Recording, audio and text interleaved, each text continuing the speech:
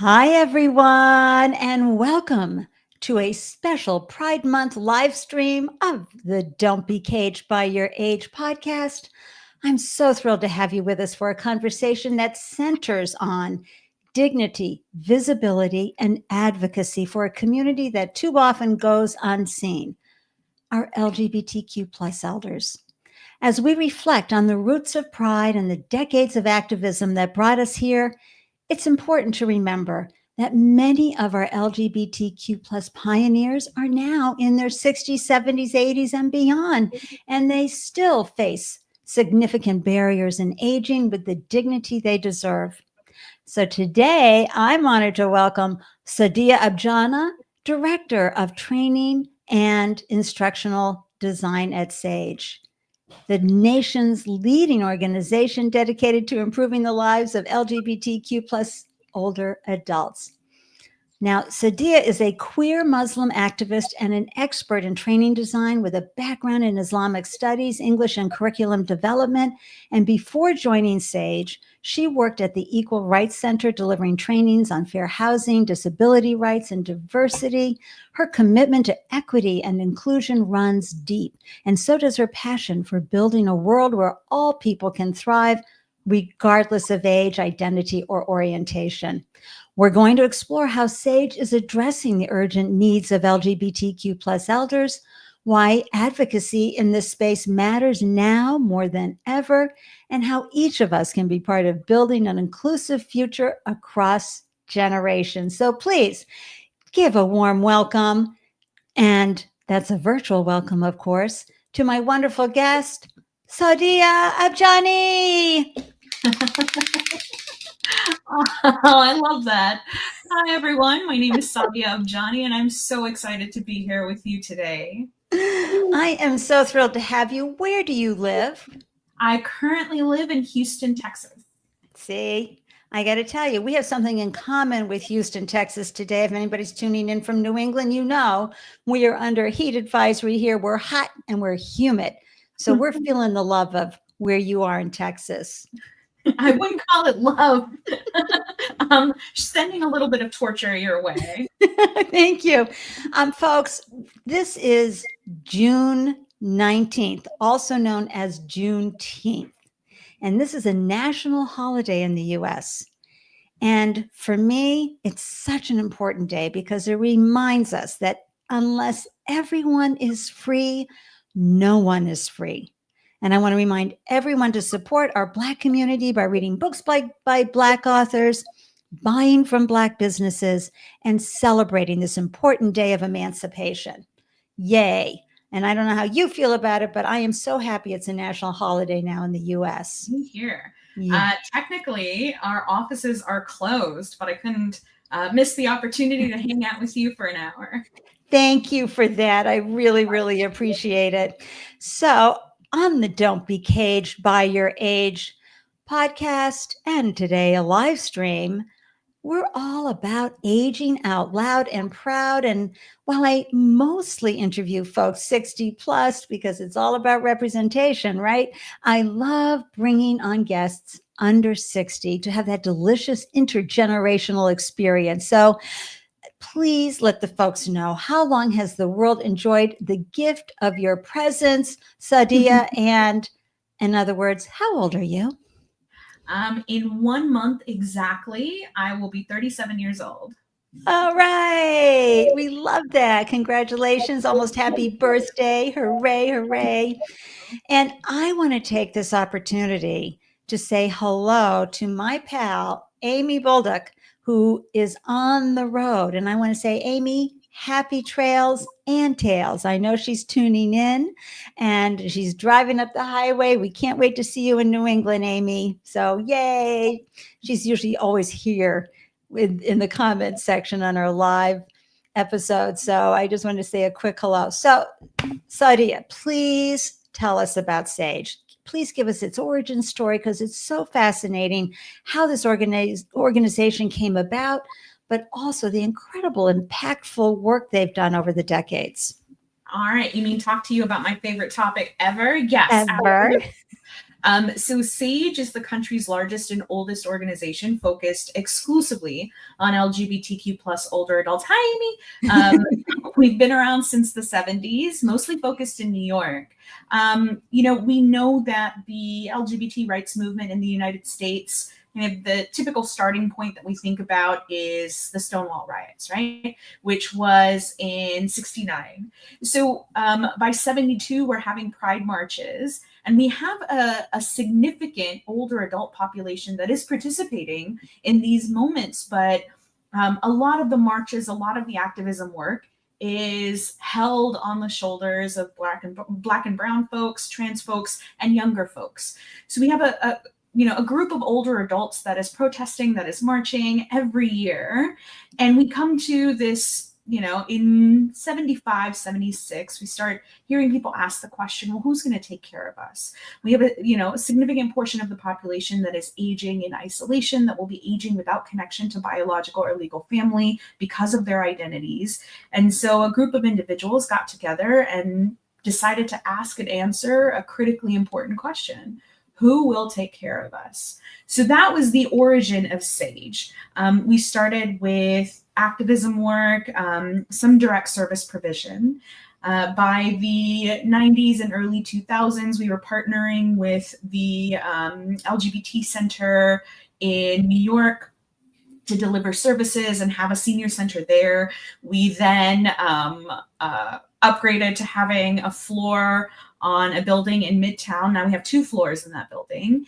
And through the last 30 years, we've grown into a national organization that still delivers direct service work. We have case managers, we have a significant case management caseload based in New York City and in Miami. We provide direct services in New York City and in Miami. We have senior centers, we have LGBT housing in New York City. And then our national programs include national policy and advocacy work. They're still happening at the federal, state, and local levels, a significant amount of advocacy and policy work. We have our SAGE Collab program, which is a collaboration of over 100 grassroots organizations across the United States and Puerto Rico that either have projects based at the organization that are focused on LGBTQ plus older adults, or organizations that specifically work with LGBTQ plus elders. So it's kind of a way to share information, share money, share ideas and best practices. It's a great, great program. And then there's the program that I work on, which I'm really happy and excited to talk about always. I've been around since the inception of this program. It's called Sage Care. I started at Sage about 10 years ago, which is when we launched Sage Care. And I've been working on that program for the past decade. So this is so important, Sadiya, because the training, the educating, the getting people, especially not only those who require these services, but also those who are providing these services in the mental health space, in the medical care space, to really help them understand what are the needs that we need to address for this specific population, right? Mm-hmm. And so I love that you're doing that with Sage Care. Tell me more about it, because you're so passionate about it. I want to know more. So Sage Care is a cultural competency training and credentialing program. We credential elder care providers across the continuum of care on how to work with LGBT older adults. And it's not just healthcare providers. We work with financial planners, we work with lawyers.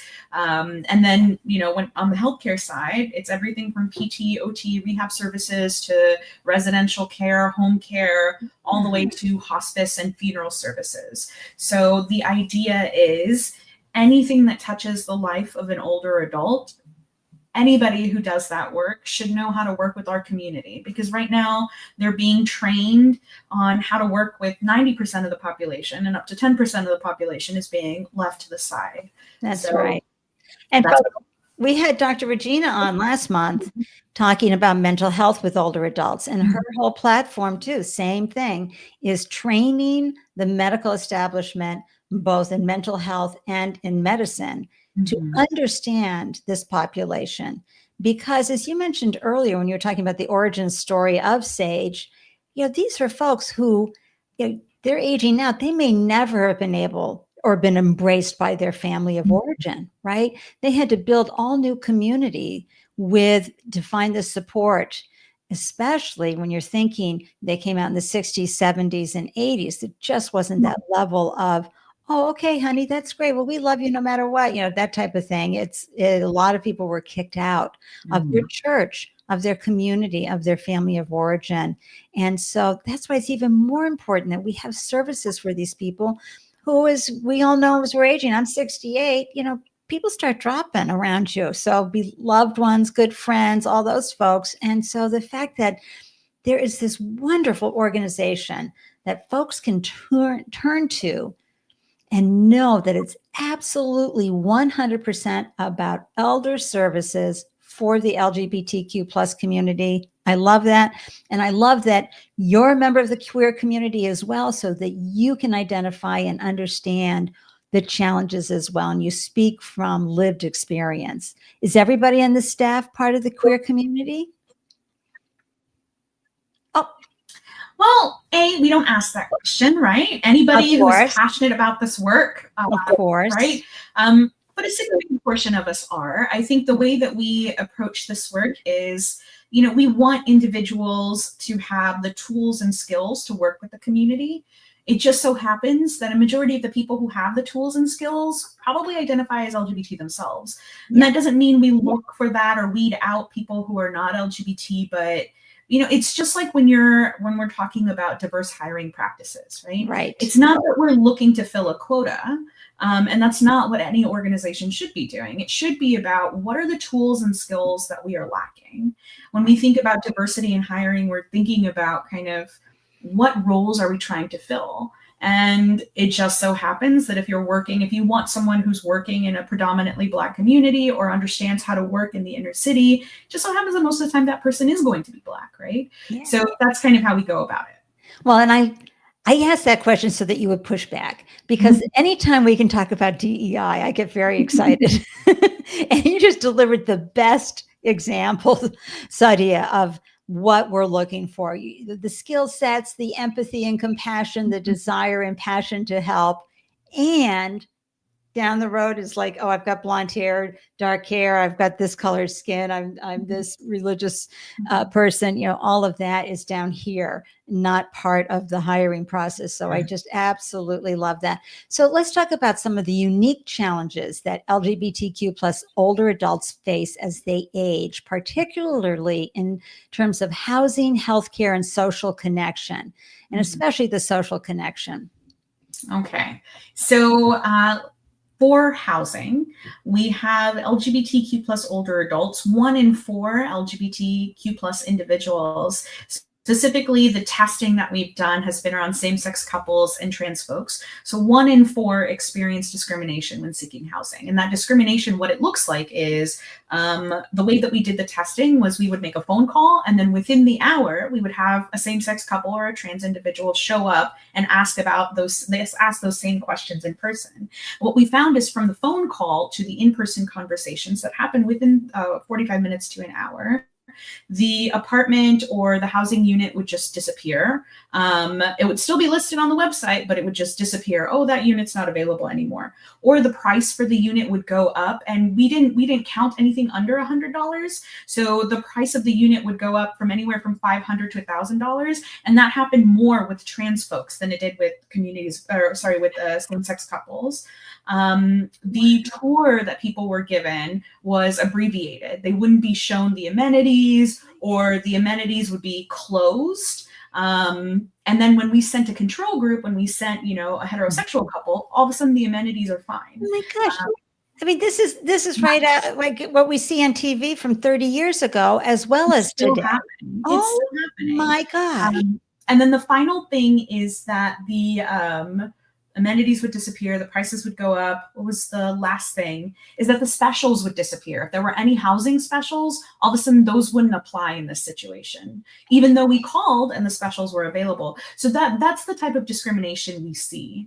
Housing, when we're thinking about housing in general, we want many of our LGBT older adults, I don't want to paint with a generalized brush, but many of our LGBT older adults, just like anybody, they want to age in place, they want to age in community. And we've done housing research in the past, and we found that LGBT older adults don't want to live in just another facility that is only for LGBT older adults. We want to live in, spaces where we can build community with diverse populations. It just has to be inclusive and have inclusive practices. Right. So, in that desire to age in place and age in community, another big issue we find is that, a lot of the areas where LGBT individuals had space, had community, are slowly being gentrified and are being made more expensive. And so they're having to move out to rural areas that may not have as many services, that may not be as inclusive.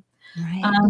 On the housing side, another big issue is that, LGBT individuals have experienced a significant amount of employment discrimination, right?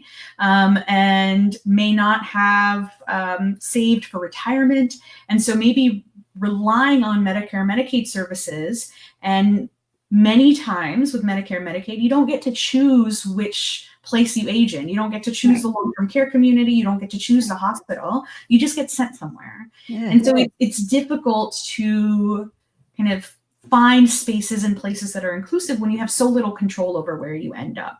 So with housing, there is a significant amount of instability, both financially and, with inclusive practices at these housing spaces. We still see steering, we still see housing discrimination, such violations of the Fair Housing Act. However, as we all know, suing under the Fair Housing Act, you can't really get anywhere anytime soon, and you don't get a lot of money from it either. So it's kind of hard to justify. Oh my gosh, that level of injustice just drives me nuts. And I've been hearing a lot about some senior housing, homes, et cetera, where they are combining intergeneration experiences. So they're, hey, we're offering you maybe college students, or even when you're trying to make a living and navigate the world in your 20s, you don't want to have a heavy duty overhead, bringing our elders or older adults together with younger folks so that, and what I love best about that is one of the best ways to dissolve ageism is to make sure that older adults and young adults are constantly having an ability to engage, right? So that we can retrain their mind and retrain the indoctrination that ends up in our brains that, oh, I don't want to spend time with someone that's old and older. I want to emphasize that. Hey, Amy Bullock, thank you so much.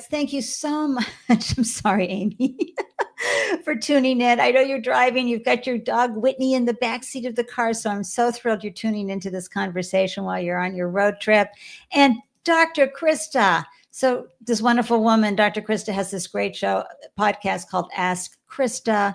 And it's a wonderful opportunity for anybody in middle management or senior management to get all your pesky questions answered from a real pro who is constantly working the angles of how to manage up in your organization. And you can just tune in right there on YouTube, Ask Krista. It's a great way. Please subscribe to her channel.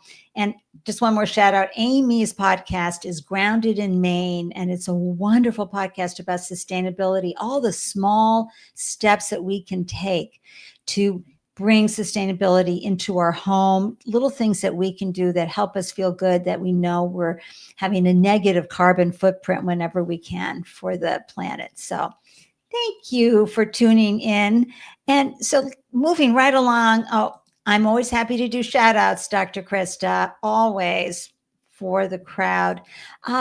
So let's talk about, and I know from decades, of course, of lived experiences, at the end of the day, we can rally, we can do all the things, we can voice our frustration, but it's about changing policies right in our community, in our state, and then in our federal government. And of course, we could go diving deep into this, but I know there's some advocacy and systemic change, and why visibility in policymaking is essential for aging LGBTQ plus folks. Can you talk just a little bit about that? Because I don't think we can talk about the intersectionality of aging and elder LGBTQ plus elders without talking about that, the political side and the policy side. Sure. So before the current administration took power, I'm laughing to keep from crying, basically. Yes, that's it. That's what I say every day. Before our current regime took power, we were having quite a bit of luck on the state side. I don't want to say luck, actually. It was a lot of hard work from our policy advocacy team to pass LGBT Bill of Rights for long-term care in multiple states. So over the past 4 years of our past administration, we had gotten LGBT Bill of Rights in New York, New Jersey. There was already work being done in California.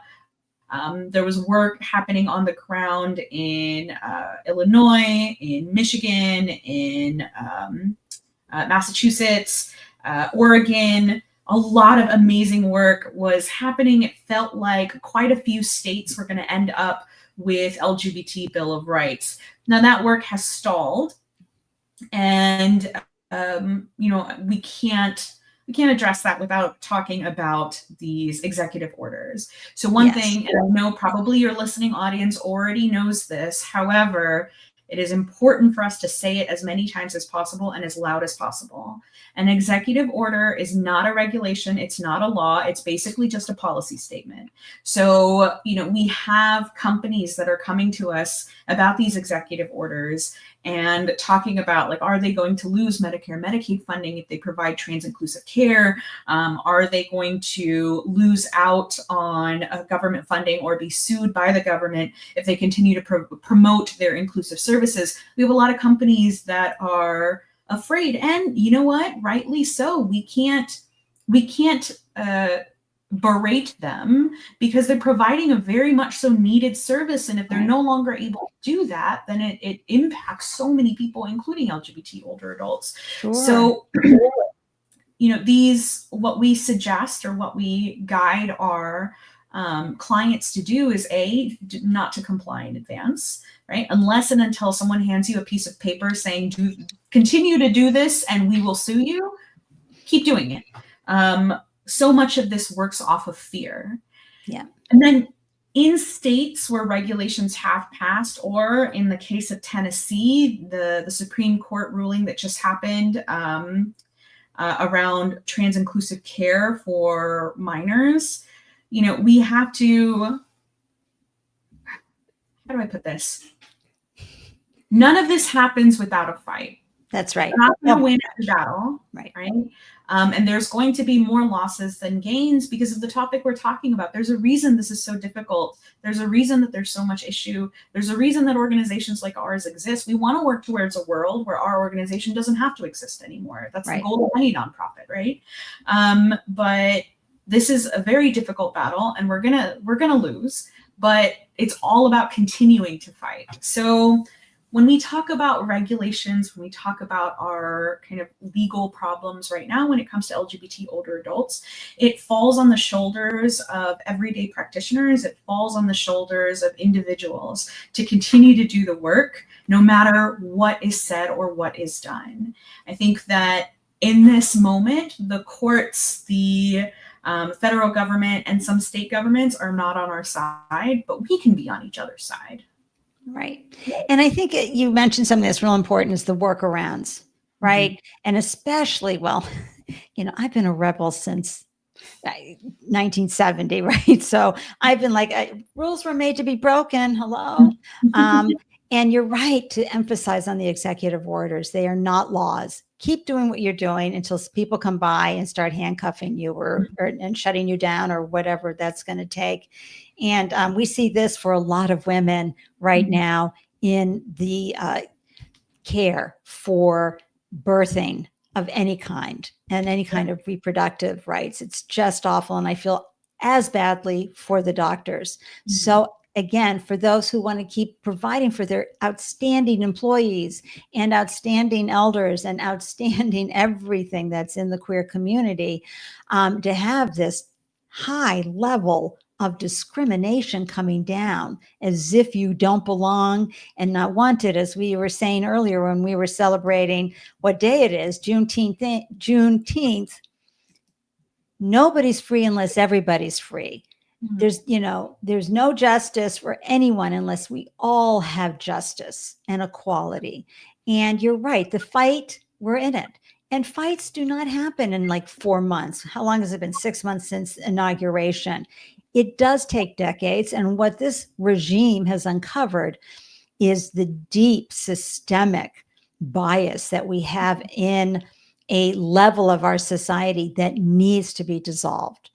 And that doesn't happen overnight. Look at all the racist biases we still have since 1863, right? It's insane. So I love that you brought that up, but also the workaround. So recently here in New England, our governors got together to do a workaround, along with the state of New York, to do a workaround with Canada, because they're not going to say, oh, we're going to comply with the federal government. No, we have always done business with Canada. We're going to continue. And they brought in people, the folks from the different provinces, Nova Scotia and Quebec, et cetera, to talk about how can we work around this regime. And so I love that you emphasize that regarding, the policy changes are going to take time. We're in this terrible regime right now in the US. Anybody from outside the country, don't come here. And so the workarounds are so important. And what that does is that frees us up. That opens up our mind as observers, Sadiya, so that we can think about solutions. And especially in your area where it's hard enough for older adults that are white and straight to get the care they need, let alone queer and color. So I think that's so important. Everyone, we're chatting with Sadiya. Am I saying that right still? Sadiya. Jeez. Everyone, please forgive me. Sadiya, the director of training for SAGE USA. We talked about this earlier, and Sadiya said, don't worry, I'll correct you, and happily so. Please, please, please visit SAGE, SAGEUSA.org to learn more about this extraordinary organization. They're having a huge impact. And you can see, as the director of training for SAGE, that you got this. I believe in you. Sadiya. I did it. Okay, finally. Sadiya is just leading the charge and is ideally qualified for this incredible work that she's doing. So I'm so thrilled to have her here. So there are direct services that SAGE offers. So if someone's tuning in and they are an ally or want to be an advocate, share some examples of these programs, whether they're local, national, or virtual, and their impact. So we have local, national, and virtual programming. So first, let's talk about the local work because it's the longest standing. So in New York City and now in Miami, we provide direct care service work through case management. We have a care management program where they're filled with social workers. Folks will take on cases, connect people to benefits. Our program in New York is funded by DFTA. So it is a government program and a state government program, and it allows for us to give meals, run our senior center, provide programming. So LGBT older adults have a safe place to come, spend the whole day there. There's a library, there's a computer center. We offer computer classes, and whatever class an older adult wants to take or wants to deliver. We have a published author named Ujira Cooper who has a creative writing class at the SAGE Center. And then we have 4 SAGE centers in New York City. So and housing. So there's a lot of kind of community collaboration and a work towards ending isolation. Isolation is one of the biggest problems in the LGBTQ plus community. Our older adults are aging in isolation. Not all of them, but many of them may not have connection to biological or legal family. Many of our LGBT older adults rely on families of choice. And as you said earlier, that family of choice is aging around the same time that this person is aging. Right. So may not be able to provide that care or that connection in the same way. Our virtual programs, we just a couple weeks ago launched. I think we just launched it, so I apologize. I forgot the name, but I believe it's Sage Me. I have to find it. I'll send it to you. Or Sage You. But it's a virtual platform for our programming. So the programming that we deliver at the senior centers can now be done virtually and online. People can join online, or that's tremendous. Yeah. I would try to open a browser and give you the link right now, but when I do that, this freezes. So we're not gonna do that. Don't worry. Everybody can find the link in the show notes. I'll have it in there.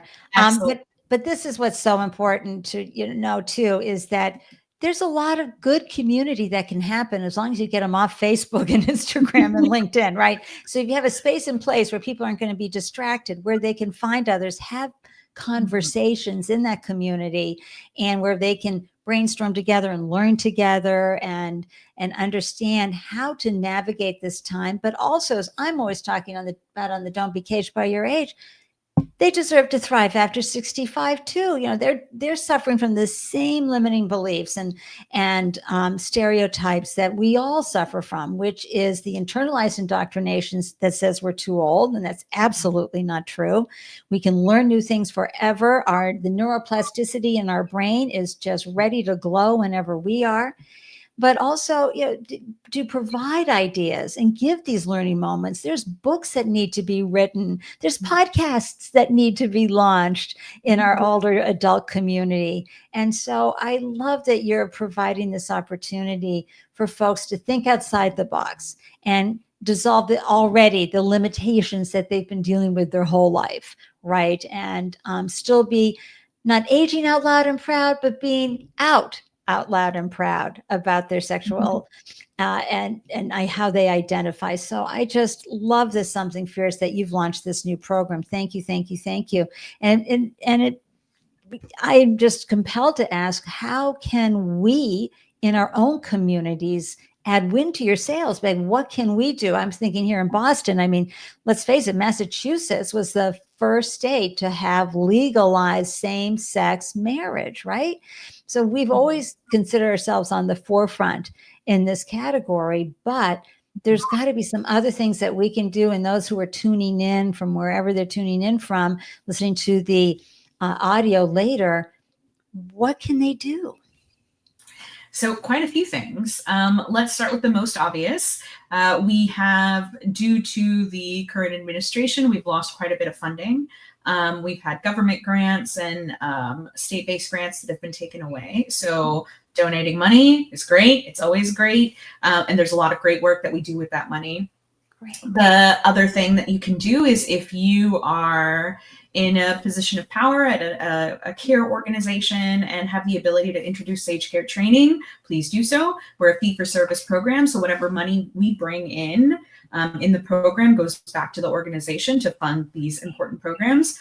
And then volunteer time. So if you are in New York or in Miami, we do have a friendly visitor program. And now that friendly visitor program, I believe, is also going to be launched online. I have to double check that. But the friendly visitor program is a way that you can connect with folks who are homebound, who want to, just to build a friend. And those friendships have been phenomenal, right? We've had people who, have broadened their chosen family to include their friendly visitor. What started off as just once a week, once every other week, hanging out, playing some board games, has turned into like being at the person's wedding, right? So deep, lifelong friendships and commitments have been built through a friendly visitor program.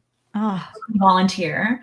I would also suggest that if you are outside of New York, visiting your local senior center, your local LGBT center, and asking if they have any older adult programming. And if not, then creating that space. And it can be just as easy as starting a book club for older adults.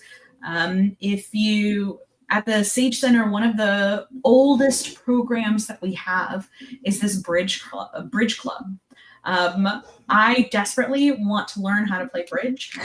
However, the one time I made the mistake of stepping foot in this room and I got yelled at so bad. This is the only time we get to hang out with each other. We're not here to teach you. And I'm like, okay, that's fine.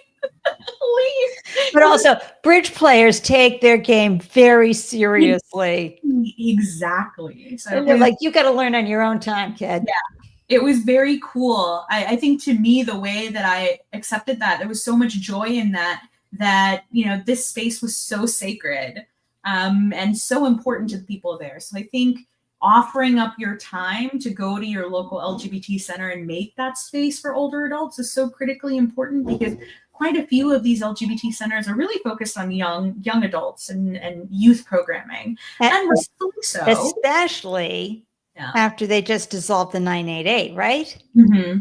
No, I can't talk about that, everybody, because I'm going to go off and I'm not going to use my good words. That was really hard to hear. But I just had an idea. Wouldn't it be great if older LGBTQ plus adults were to start their own hotline? Do you know what we actually have one?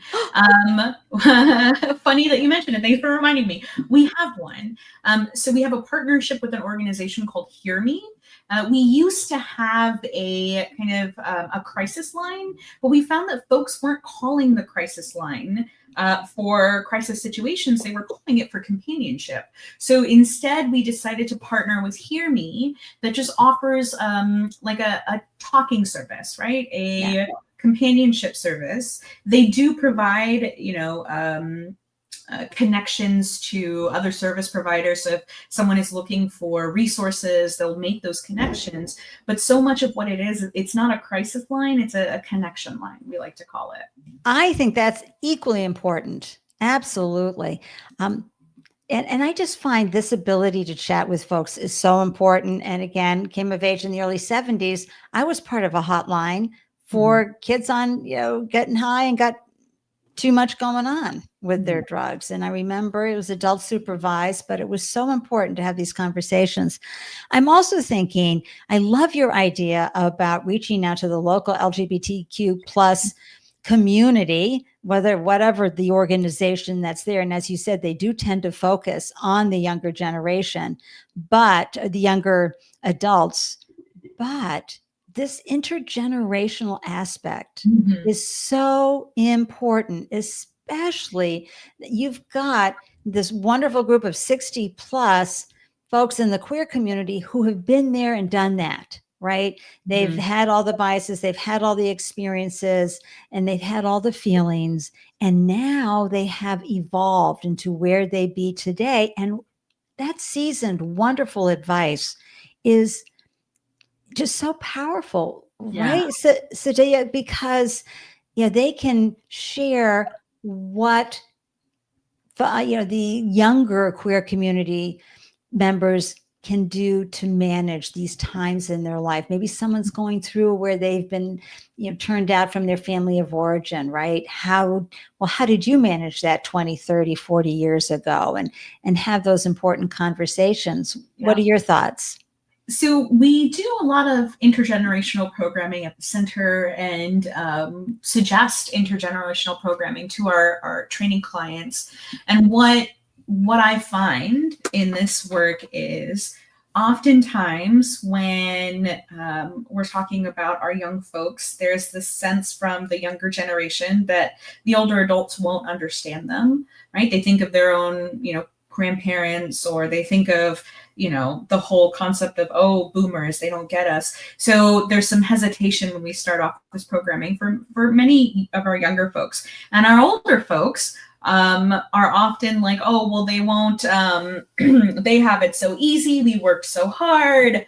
Let's not forget, they went through the whole AIDS epidemic and lost dear ones. Exactly. So many. So on the surface, right, just go with me on this journey. On the surface, intergenerational programming is like, well, obviously this makes sense. We should absolutely do this. It's great.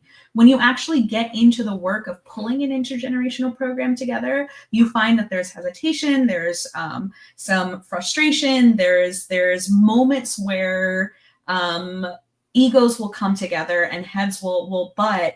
But what we find in every single program, this is kind of the arc that it takes, starts off a little rough for the most part. And then by the end of it, you have lifelong friendships that are formed, because there's so much more that unites this community, and there's so much that folks can learn from each other. And the greatest aha moment that often comes to pass is that both younger LGBT folks and older LGBT folks are both the victims of ageism. right? They see ageism in different perspectives and different ways.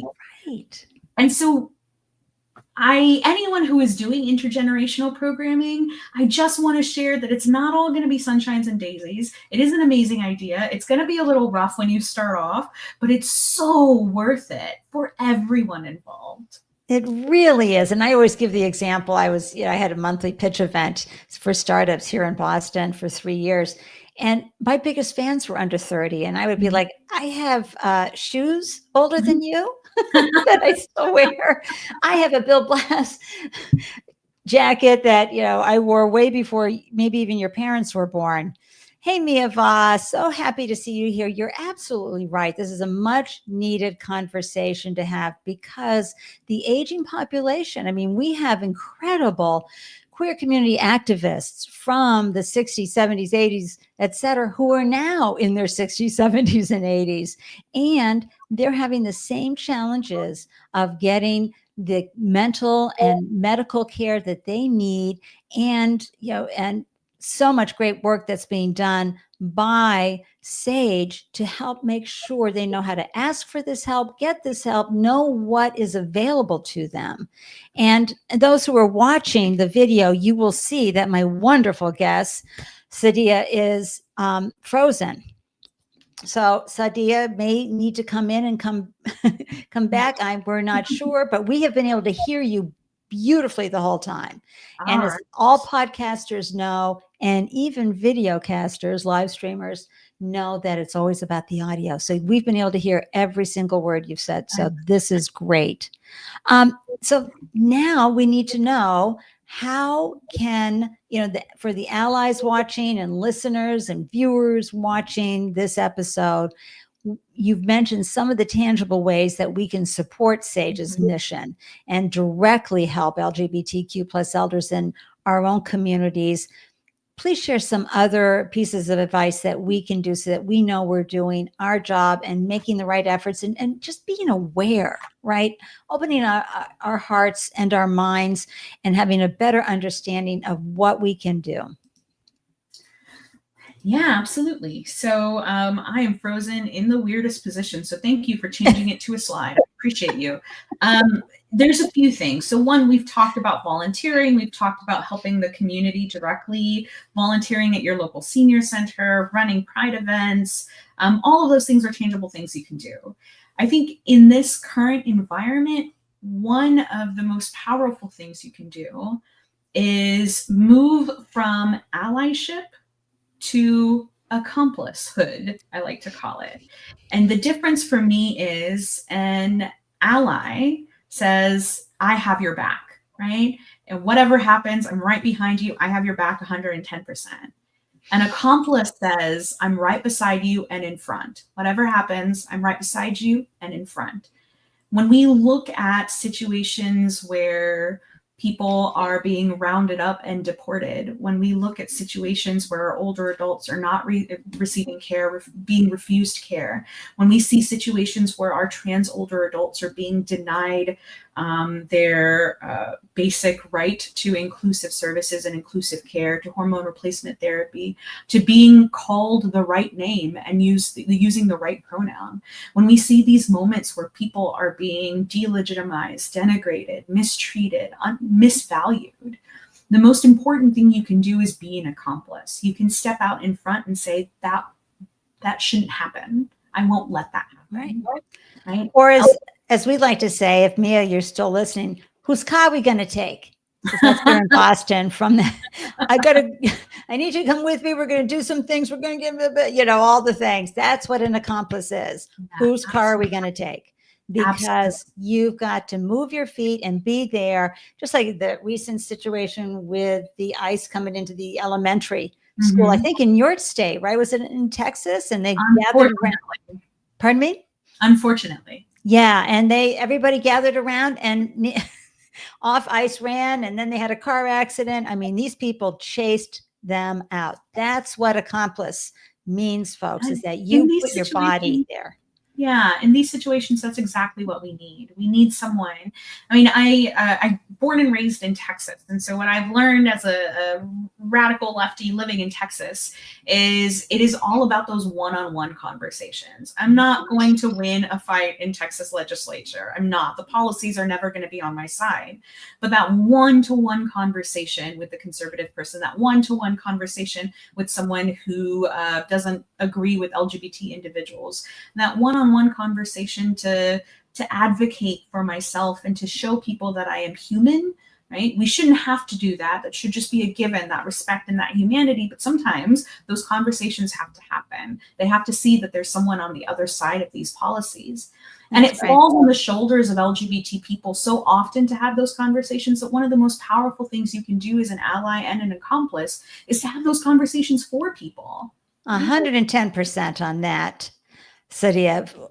So much so that there's so many ways that we can, through storytelling, bridge these gaps with people who just are locked into their bias and their deep choice of not wanting to understand. But I heard a woman, because I'm on TikTok and I love my TikTok and the stories. And she was saying that she was at the dog park talking to this man, and he's like, I just don't understand the queer community. And, what do you mean they need rights and blah, blah, blah, blah, blah. And then, so she took a look at him. He was a rather large man. And she said, so how do you like do you fly? And he goes, yeah. And she goes, well, how do you like the seats in the airplane nowadays? He goes, oh, they're terrible. And he talks about how we can't fit and all these terrible things, and it's not right. Okay. And she's like, yeah, I think they're super comfortable. I don't know what your problem is. I fit right in and I'm yummy, comfy, and I sleep.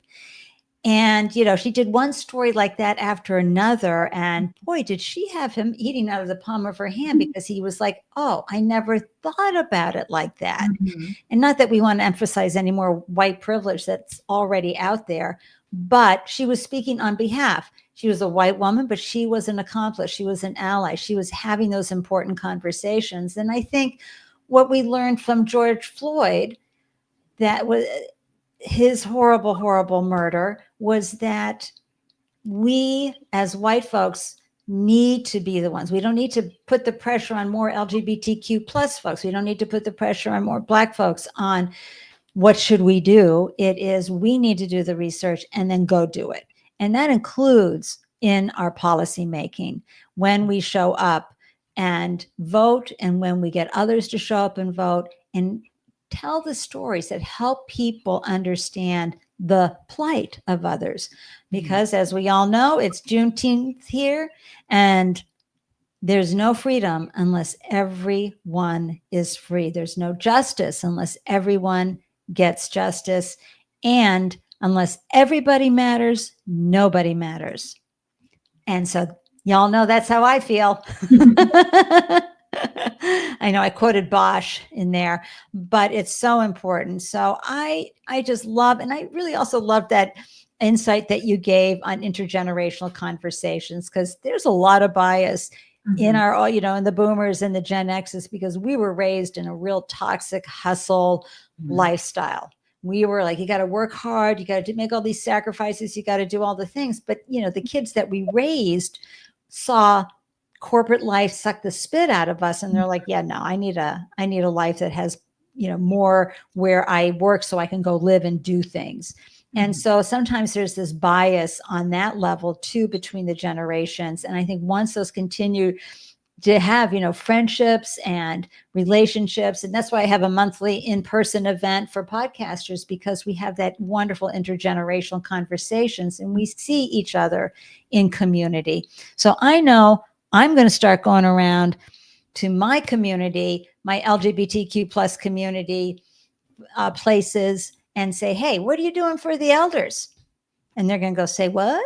And I'm going to say, let me tell you about SAGE, because SAGE is a great organization doing remarkable things.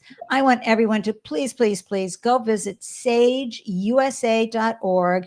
If you want to bring in a great speaker, when she's not frozen in the screen, you could hear that Sadiya is incredible at what she does, and she can bring the goods and tell the stories and really show where, programming, advocacy, SAGE care, which is near and dear to her heart, and then education resources, we can bring this to every state and every community so that folks in our LGBTQ plus community have the same pro-aging support, advice, mental health, etc., so they can have a vibrant life.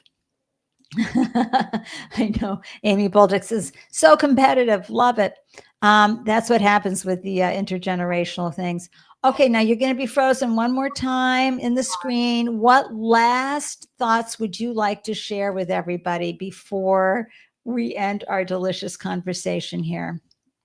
Well, I think in honor of Pride Month, this Pride Month, I hope that everyone gets the opportunity to participate, to show up at their local events, to volunteer at their local events, and never forget the first Pride was a riot.